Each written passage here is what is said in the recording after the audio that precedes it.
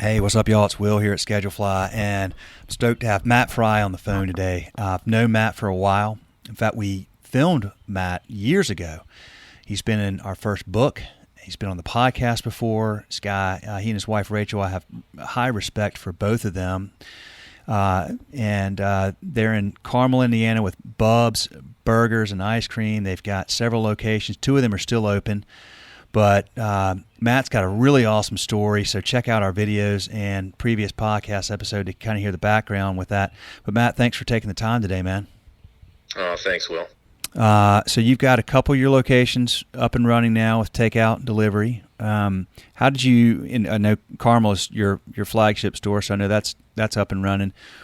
How did you all figure out which ones to keep open, which ones to stay closed, and what kind of tweaks did you have to make to? I mean, did it take time, or were you able to quickly adjust and get going with takeout and delivery?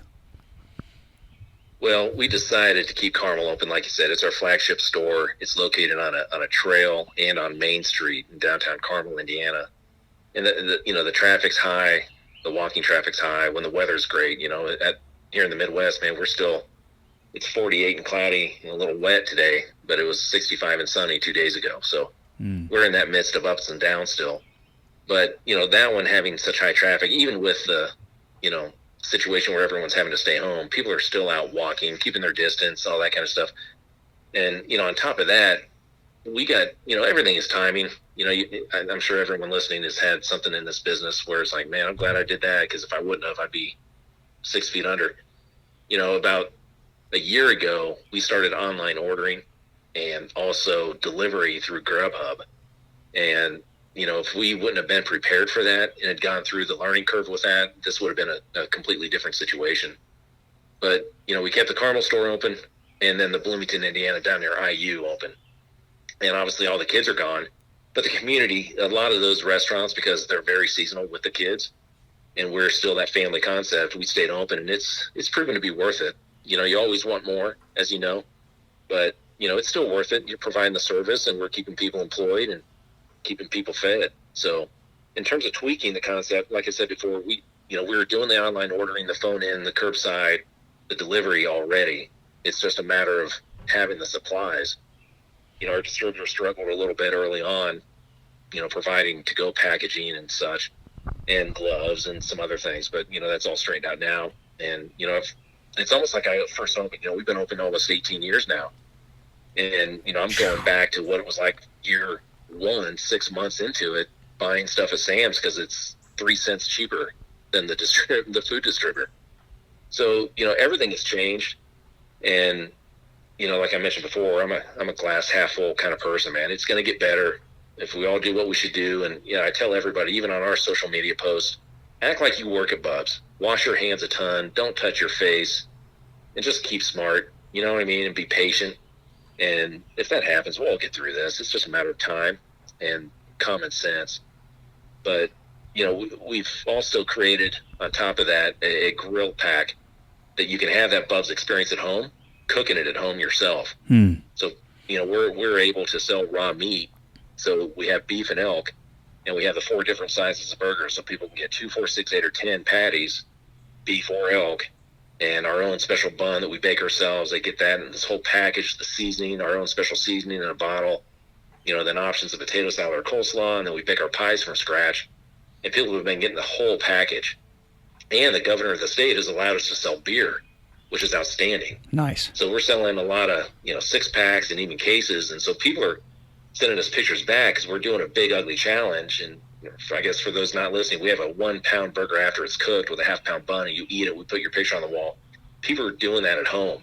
I was going to ask you if you were okay. That's awesome. Dad's going against son, brother against brother, sister against sister. I mean, it's hilarious. So we've had some great pictures and great family experiences. Not that we're not spending enough time together, but people have said, man, it brings normalcy back to it, because we all love Bub's, and it gives us that chance at home, and we're cooking out and having a beer. And so it's been, there's always a bright side to something this bad. You know what I mean?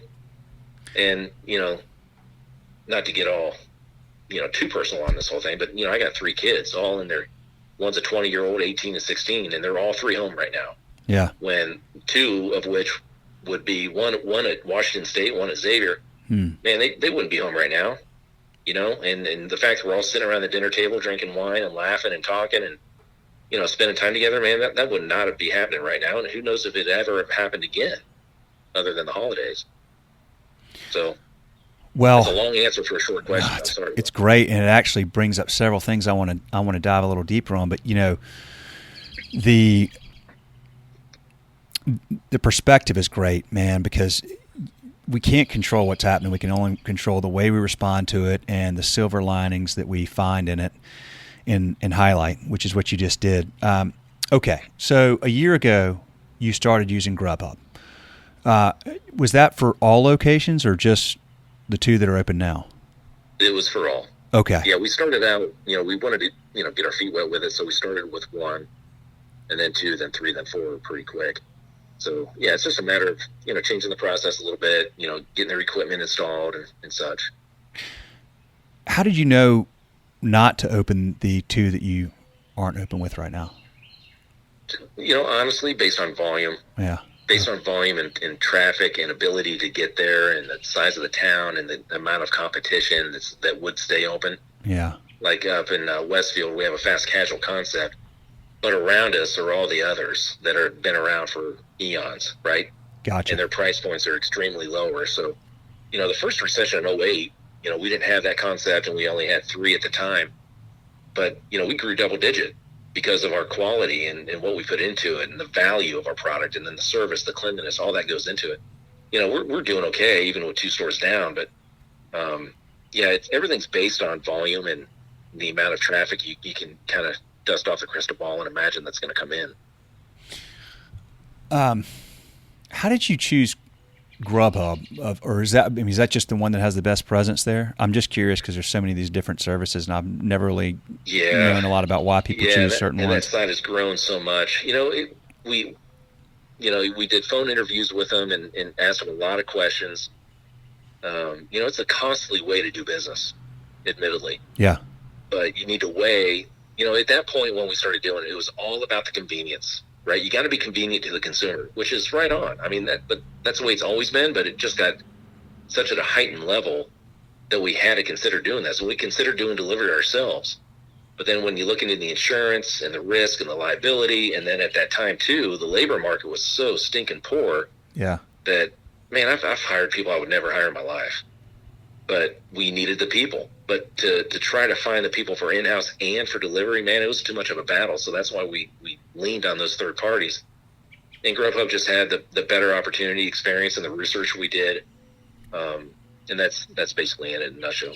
Do you think that'll change now with, inevitably some places unfortunately won't make it through this? Will you have better quality candidates to hire from? Yeah, absolutely.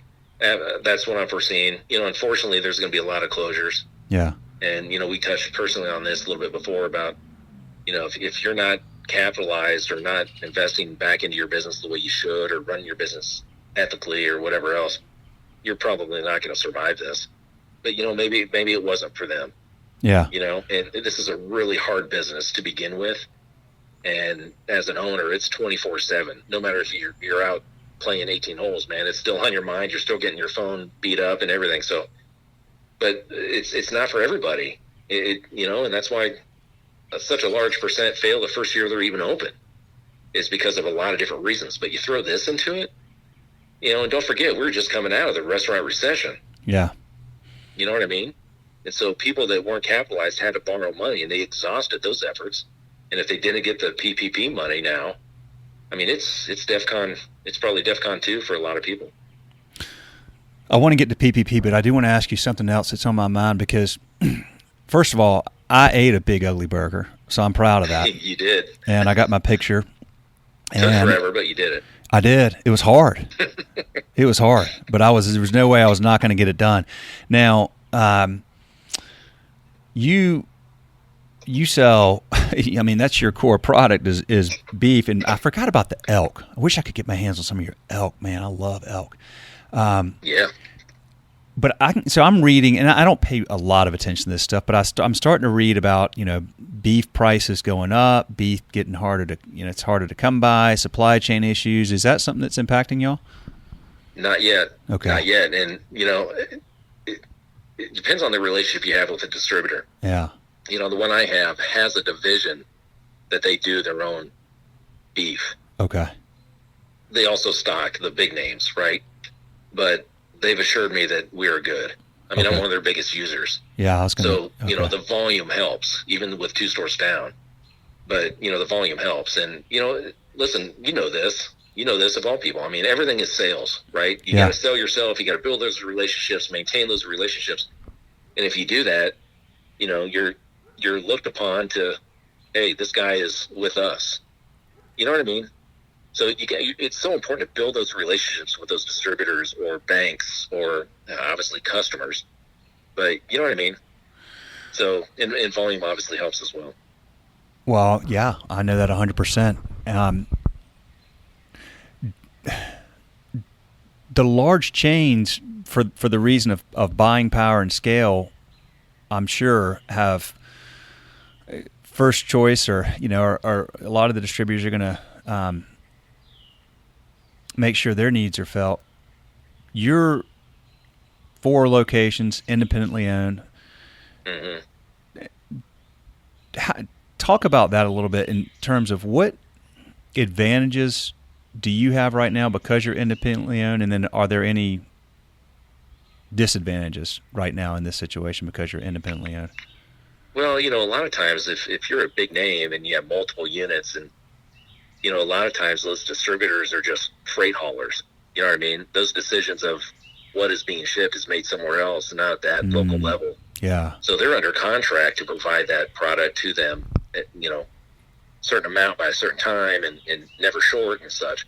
Being an independent like this with a handful of units or even just one unit, man, I'll tell you, you really gotta just understand that it's a partnership and it's not just them for you, you're for them.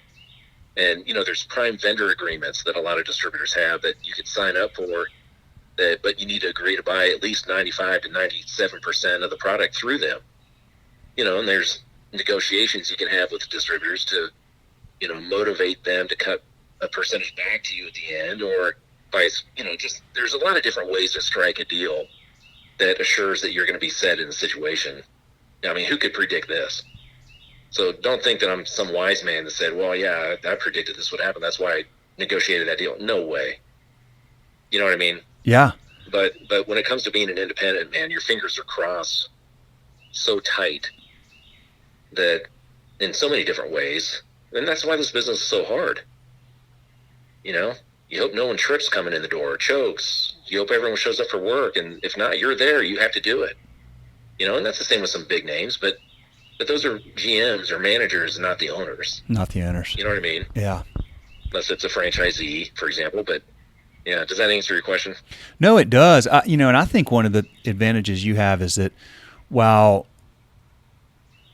big chains have scale for branding and marketing and so forth, what I'm hearing from my friends, from my family, is how do I support the independent restaurants that are around me right now? That you start thinking about as you sit around the table with your family and you have more family meals, and we're in that same boat, and I've loved it.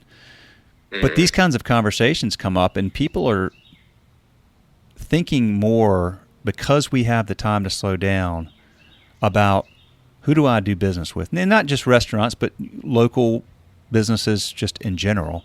But definitely restaurants, because people know how hard restaurants got hit, how unfair it was to just have to, unfair, whatever you want to call it. It's just unfortunate that you were forced to close, and you've got this, you know, all these variables in play right now, you know, large numbers of people, close quarters all together at one time, food being served and prepared by people. So people get that. And I'm really glad to hear all the folks that I know that have said, I didn't really think as much about it before as I do now. And of course, as you know, I mean, we love independent restaurants. It's what we do, and it's who we serve. And I've had people before like, yeah, okay, Will, independent, great. I know you love them. But you know, now they're like, man, I get it. You know, I don't want that business to go out of business. It's important to me. Yeah. Well, listen, everyone is measured and judged based on their performance, right? And that's health codes. that's culture of the business for the staff. And as you know, we hire a lot of young people. We want to be the first to get in their head and teach about ROI and brand and teamwork, time management, accountability, all this stuff, right? Salesmanship. Yeah. And we give a lot back to the community. So, to take a step back before all that, man, we hardly go out to eat because I'm hard to please, to be honest with you, because I know what I pay for that stuff, and I know what you're charging, and I know that server shouldn't be doing that with their hands right now. And it's hard not to see and hear, and just know that shouldn't be happening, or hey, that's a good idea. It's just hard to sit there and enjoy a meal. Yeah. So yeah, we cook at home a lot. I love to grill out, but the ones that we have supported, I know give back to the community. I know they're the local family that has been around for a long time, or even a new person in town that took that risk. I'm all about supporting, young, new entrepreneurs, but it's hard to go with some of the other ones because, number one, I'm hard to please, admittedly, and my poor kids are just brainwashed. You can't say take care of in Bubs. We're here to serve. We're not here to take care of you. That's for a freaking hospital. So anytime we go out to eat, hey, I'm Matt, I'm here to take care of you. My kids are like, you know what I mean? And my wife just rolls her eyes at me. But so we, like I said, we're at home a lot. But the ones we do support are the local ones that give back to the community that we know are heavily involved still, and they got the good bones in them. Yeah. That's hilarious, man. You crack me up. I love that. See, now you just got me, man. Now I'm going to think every time I hear that. Yeah. And you know what? I'm a nut, but I didn't make that one up. A customer did. I got a customer, believe this or not. His name is Ray. He's been in Bubs once a week for almost 18 years. Love it. God, that's awesome. And Ray's a retired UPS guy, and he's always like, hey, you know what you ought to do? I go, Ray, open your own damn restaurant. Man. I'm tired of it. But he's like, hey, let me ask you something. Why do people say, oh, be taken care of? I don't want to be taken care of. I want to be served. I'm like, oh my God, I hate to say it, but he's right. It's totally right. I love it. I mean, we have what's called Bubisms, things you can't say, and that's one of them. Yeah.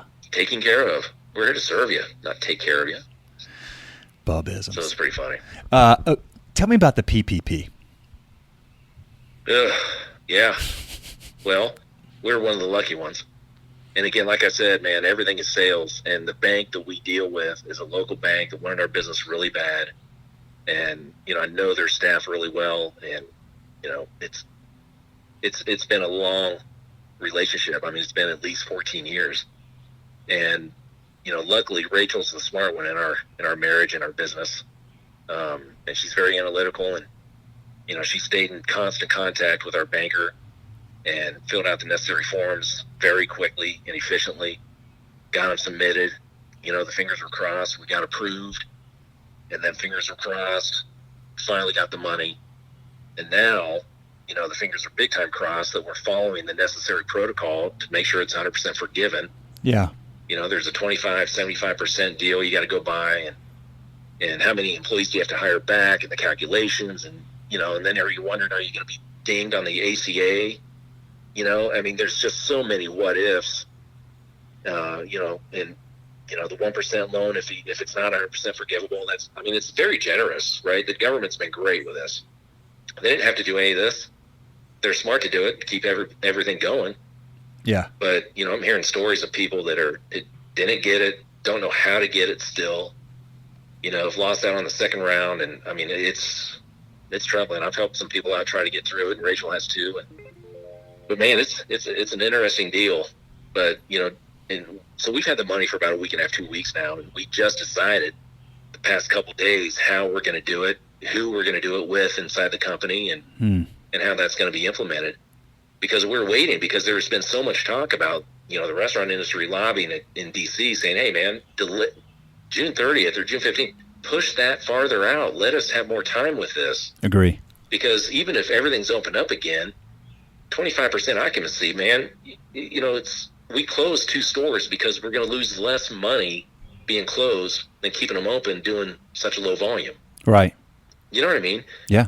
So if you reopen and you can only have 25% in, you're not going to raise prices on people, some that have just been laid off or furloughed, or even just if they weren't, you're not going to do that to make up the money. If you're doing that, you're going down the wrong path right away. but it's going to be hard to make money at 25% and even 50%, and keeping 6 feet apart. And I mean, I'm looking at buying a mobile hand washing station that I can put out near our Carmel store, because of that trail.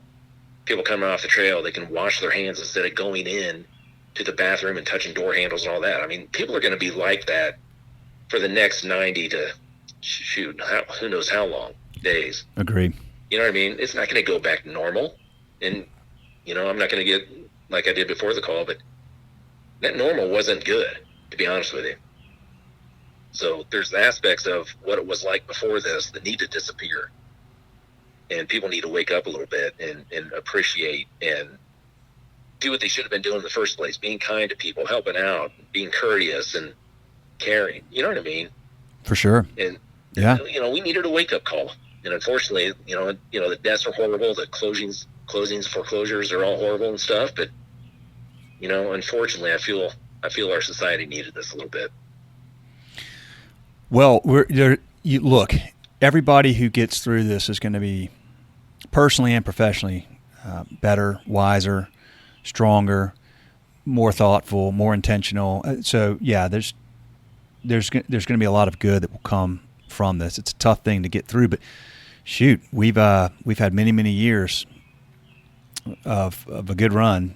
So unfortunately, this kind of stuff, whether it's a pandemic or whatever it is, something seems to come along and throw a wrench into things every now and then. It probably winds up being good ultimately, like you said. Mm-hmm. Yeah. Not, of course, downplaying the very tragic side of this for a lot of folks. There's no doubt about that.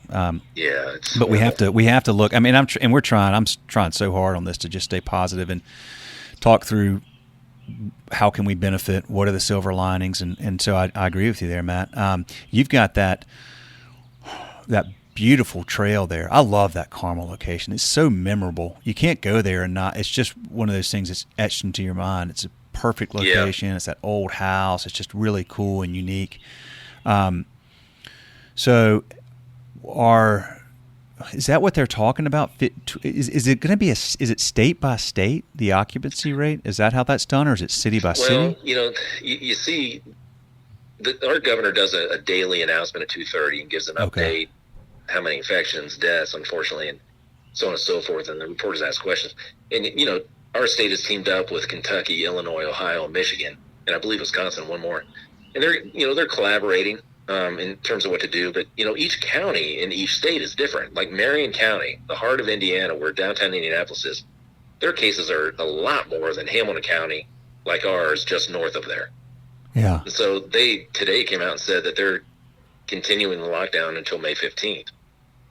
Now, we're going to know more tomorrow with his announcement at 2:30, because allegedly that May 1st was that time frame, right? So he's going to come out and say, who knows what. We're hoping for the best. But even so, I don't think we're going to change what we're doing now for at least a couple weeks. Let the weather continue to get better. Let people continue to get used to going out again and getting familiar with it. But then you have a whole class and a whole group of people that are like, look, this is all fake anyways. More people die from a snake bite in the state of Indiana that have died from this. You know what I mean? Yeah. So there's non-believers, and those are the scary ones too, because they don't think it's really important to wash their hands as much. You know what I mean? Yeah. So we're gonna take it cool and calm, when I'm usually the first out there to say, let's go. You know what I mean? But I think we're going to take it cool and calm. Calm is contagious. That's one of my favorite sayings. Yeah. So the snake bite thing, the only thing I'll say about that is I hear those folks, I do, and but it is not contagious. It's just, I know. I mean, I know. You're right. Yeah, you're right. That's there's not a non-linear impact for, screwing that up. So, but anyway, well, all right, man. Well, look, I'm glad to talk to you. I'm glad to hear that y'all have, and I'm not surprised, of course. You've got a good foundation. You run your business well. You have good processes and systems in place. You're already, thankfully, up and running on delivery. But the bigger thing is just how you manage the business of the business. And you all have done it the right way, and this is where you benefit in a situation like this, because, it's not like, hey, one bad week or one bad month and we're done for good. Well, we sure hope so. And I can tell you one thing that, I'm 49, and again, I've been doing this almost 18 years, and I was in, my whole, I was in food service sales before that, traveled the country, all this stuff. So I've been in the food business a long time. But, as you get older, you get wiser. Believe it or not, that's true. Yeah. And the fact that my son has golfed for, 10 to 12 years, and he golfs at Xavier and all this stuff, man, I'm telling you, this business is similar to that. You can't worry about things you can't control. Mm. You just can't. And you can't spend your time or energy or effort thinking that way. You focus on what you can control, and you push and you move on. But so many people get caught up in so many different things that waste their time and money and effort that it stalls their progress and growth. And what I've learned watching Nick, and I golf, and watching him golf, man, you can't control where the pin is that day. You can't control the speed of the green, the weather, the wind. Don't worry about it. Everyone's playing the same game. Yeah. How you play the game personally with your mental toughness, and that goes into this business. You got to be mentally strong to be in this business, man. Really mentally strong. You got to be a mental giant. In this situation, you have to create a routine every day, to keep your head straight and, continue to check in and pulse in. And, it's a battle. There's no doubt, but only worry about what you can control, not what you can't. Yeah, and you got to leave the mistakes behind too, and learn from. And you're going to make them. Yeah, you're going to make them. You're going to make them, and that's fine. Yeah, yeah. No, I hear you. That's a great way to put it. I struggled with golf growing up when I was a kid because I'd always get so pissed off when I made a bad shot, and it would just impact. I couldn't let it go. I, like you said though, I'm 45 now, and I'm much wiser, and I get that. You kind of through trial and error over years, you figure that out along the way, and it benefits you significantly, especially in business. So, all right, man. Well, I appreciate it. Appreciate the time. Appreciate the business. You know where I am, of course. Anytime I can ever do anything for you, man, it's always great to catch up, Matt. Not particularly under these circumstances, but in the context, man, I love hearing your voice. Love talking to you, and I'm inspired, man. I appreciate it. Well, thanks, Will. Awful great hearing you. I wish we lived closer. Oh, I know, man. Golly, I've been missing those. I would love to have another one of those things. That was like 7 or 8 years ago. I know I could take one down. I know I could. I can't believe it's gone so far. I mean, it goes so fast. It's amazing. That's the thing about this business too, man. You just hold on because it goes so fast, and you just got to enjoy it no matter what. Yep, that's right. So, but thank you, Will. Appreciate it. All right, man. We'll talk again soon. See you. See you.